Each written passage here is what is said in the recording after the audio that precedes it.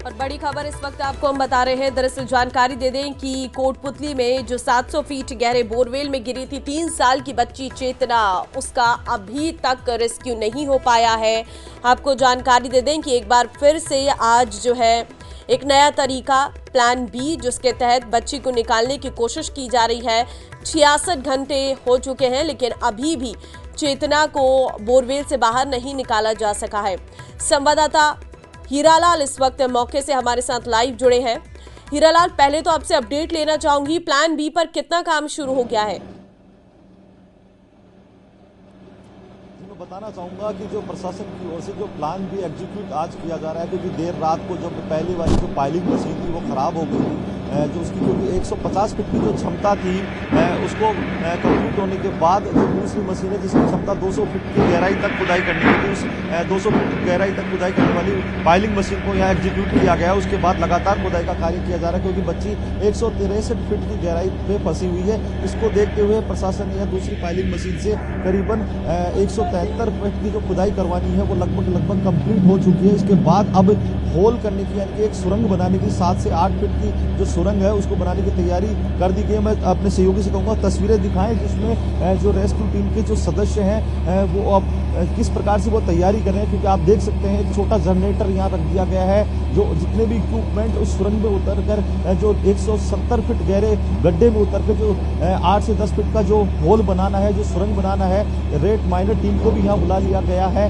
साथ ही जो एसडीआरएफ की टीम के सदस्य हैं, एनडीआरएफ टीम के सदस्य हैं, एक्सपर्ट जो लोग हैं उस गड्ढे में उतरेंगे। 170 फीट की गहराई में वो उतरेंगे और 8 से 10 फीट की जो गहराई का जो लंबाई का जो गड्ढा होगा, जो सुरंग होगा, उसको मैनुअली तरीके से खुदाई का कार्य किया जाए, क्योंकि 170 फीट की गहराई में जाके एक सुरंग बनाना काफ़ी चैलेंज भरा जो काम है, क्योंकि मिट्टी ढहने का डर रहता है, नीचे ऑक्सीजन की कमी भी रहती है, तापमान भी अधिक रहता है, तो काफ़ी चुनौती भरा ये कार्य है। तो एक्सपर्ट लोगों को नीचे उतारने की जो कार्रवाई है वो अब कुछ देर बाद शुरू कर दी जाएगी। पाइलिंग मशीन जो 200 फीट की गहराई की जो खुदाई करने में सक्षम है, उस मशीन को देर रात को यहाँ लाया गया था। उसके बाद लगातार उस मशीन से खुदाई किया जा रहा है। साथ ही लगातार जो खुदाई का कार्य है वो कंप्लीट होने को है। हालांकि जो प्रशासनिक अधिकारी चर्चा कर रहे हैं, आप तस्वीरों में देख सकते हैं कि एक और बैरिकेडिंग यहाँ कर दी गई है। जिस प्रकार की जो हलचल बढ़ी है, आप देख सकते हैं तस्वीरों में ऑक्सीजन सिलेंडर लाया गया है रेस्क्यू टीम के सदस्यों द्वारा। ये वही सिलेंडर है जो एक्सपर्ट उस गड्ढे में उतरेंगे जब इन ऑक्सीजन सिलेंडरों की मदद से, क्योंकि 170 फीट की गहराई में जब एक्सपर्ट नीचे उतरेंगे उस बालिका को बचाने के लिए, जब वो जद्दोजहद शुरू की जाएगी, तो कहीं ना कहीं 170 फीट की गहराई में ऑक्सीजन लेवल भी कम हो जाता है। किसी प्रकार की उनको दिक्कत नहीं हो रेस्क्यू ऑपरेशन में। तो इन ऑक्सीजन सिलेंडरों के साथ, इन इक्विपमेंटों के साथ जो रेस्क्यू टीम के जो एक्सपर्ट हैं वो 170 फीट की गहराई में जाकर उस बालिका को रेस्क्यू करने का प्रयास करेंगे। जी बिल्कुल हीरालाल, देखिए कोशिशें तो लगातार की जा रही हैं और उम्मीद करते हैं कि आज ये रेस्क्यू ऑपरेशन सफल हो पाए।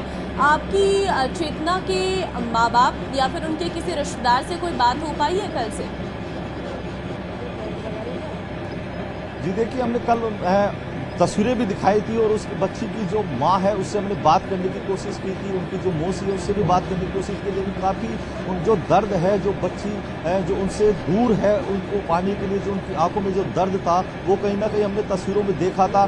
तो जो हम उनके दर्द को और नहीं बढ़ाना चाहते, क्योंकि वो बात करने में काफ़ी असहज महसूस कर रहे थे, क्योंकि बार बार उनकी आंखों से रुलाई फूट रही थी, उनके आंसू जो सवाल मांग रहे थे, जो सवाल का जवाब है जो कहीं ना कहीं उनके आंसुओं में देखा जा रहा था। क्योंकि प्रशासन की जो 65 से ज़्यादा जो समय लगा, 65 घंटे से ज़्यादा का जो समय लगा है, वो कहीं ना कहीं जो प्रशासनिक लापरवाही और निर्णय क्षमता का जो अभाव है वो कहीं ना कहीं उस देरी का कारण है। तो कहीं ना कहीं उन जो प्रशासन के सवाल हैं वो परिजनों के द्वारा लगातार खड़े भी किए गए, क्योंकि उनका कहना था कि जब प्लान भी उनको एग्जीक्यूट करना था तो पहले दिन ही पाइलिंग मशीन को क्यों नहीं बुलाया गया। हालांकि यहाँ की जो भौगोलिक स्थिति है, एक्सपर्ट्स की जो मानना है कि भौगोलिक स्थिति के आधार पर प्लान बनाए जाते हैं, कि प्लान ए के तहत उन्होंने जो कार्रवाई शुरू की थी, जो प्रारंभिक के तौर पे जब एल बैंड की सहायता से जो रोड डालकर बच्ची को बाहर निकालने का प्रयास किया गया था वो उनकी प्रायोरिटी में था। उसके बाद जब उससे सफलता नहीं मिली तो प्लान भी एग्जीक्यूट किया गया और पाइलिंग मशीन बुलाकर यहाँ जो रेस्क्यू करने का प्रयास है वो लगातार किया जा रहा है। जी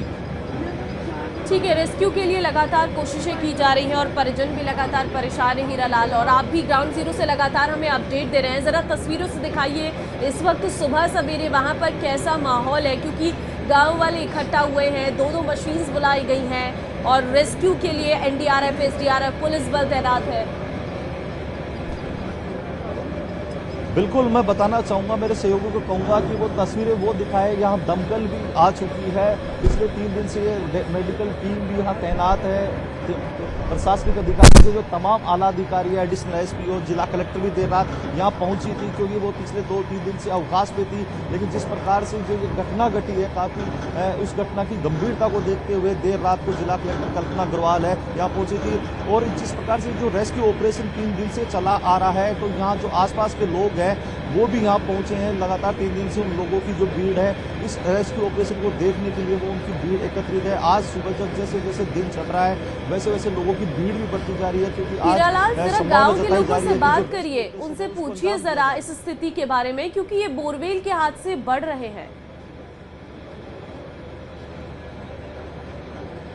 जी, मैं बात करने की कोशिश करूंगा कि जो ग्रामीण यहाँ मौजूद हैं, इस प्रकार के जो हादसे हो रहे हैं, आखिर इन हादसों पे कैसे सबक लिया जाए, इन हादसों को रोकने के लिए क्या इंतजामात किया जाए कि जिससे इस प्रकार के हादसों की पुनरावृत्ति नहीं हो। हाँ जी, इस प्रकार के जो बोरवेल में बच्चों के गिरने के हादसे होते हैं, इन पे कैसे अंकुश लगाया जा सकता है, इन हादसों को कैसे रोका जा सकता है? ये सरकार अंकुश लगा सकती है। सरकार ध्यान नहीं दे रही है। जमींदार अपने पानी के लिए परेशान होता है, काश्तकार पानी से परेशान है। अंकुश सरकार लगा सकती है। इनके ऊपर कुछ भी पहले इनसे लिखा पड़ी हो, कुछ भी कानून कार्रवाई लगानी चाहिए। फिर सरकार ने तो कानून भी बना रखा है, पर ये किसान के तक नहीं आ रहे ये कानून। ऊपर ही कर्मचारी खाना पूर्ति कर रख लेते हैं, किसान के पास कानून नहीं आ रहा है। किसान आप बताएं कि इस प्रकार के हादसों में किस प्रकार से रोक लगाई जा सकती है? आप युवा हैं, आप बताएं कि क्या जो ये घटना है इसका जिम्मेदार आखिर कौन है? इसमें जिम्मेदार तो देखो दोनों पक्ष हैं, क्योंकि इसमें जब बोरवेल खुदा गया था उस टाइम ही अगर उस पर कोई तारबंदी या उस पर कोई टप वगैरह या उनसे वेल्डिंग वगैरह कर देते ना, तो उससे कोई हादसा नहीं हो सकता था, ये चीज़ है। राजस्थान में आए दिन इस प्रकार के बोरवेल में बच्चों के गिरने की घटना घटित हो चुकी है, क्योंकि जैसे आपने देखा दौसा में भी हुआ था, उसके बाद कोटपुतली में हुआ है। इन घटनाओं से क्या ग्रामीणों को सबक लेना चाहिए? क्योंकि आप प्रशासन पे जिम्मेदारी तय कर दी जाती है, सरकार पे जिम्मेदारी तय कर दी जाती है, उनकी जिम्मेदारी तो बनती है, साथ में ग्रामीणों को भी जागरूक होना चाहिए। इसमें देखो ग्रामीणों को भी जागरूक होना चाहिए।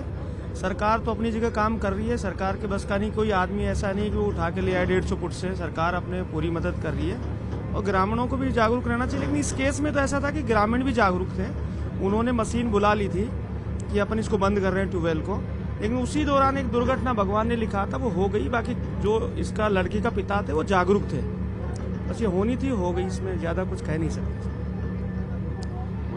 बच्चे के बारे में पूछिए जरा, आपको लगता चेतना है के बारे कि में आज भी पूछिए। देसी जुगाड़ का टेक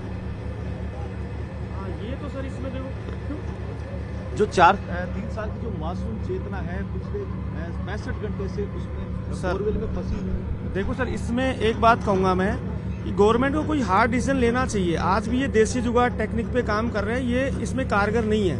अपन चांद पे जाने की बात कर रहे हैं, वहाँ पे अपन 150 फुट तक नहीं जा रहे। कोई रोबोट टाइप की एक टेक्निक होनी चाहिए, क्योंकि पूरे देश में साल में 10-20 बच्चे तो गिर ही जाते हैं। तो गवर्नमेंट को कोई अच्छा डिसीजन लेना चाहिए कुछ तरीके से, जैसे कि अपन इसको रेस्क्यू कर सके समय रहते हुए। ऐसा कुछ 65 घंटे से ज्यादा का समय हो गया।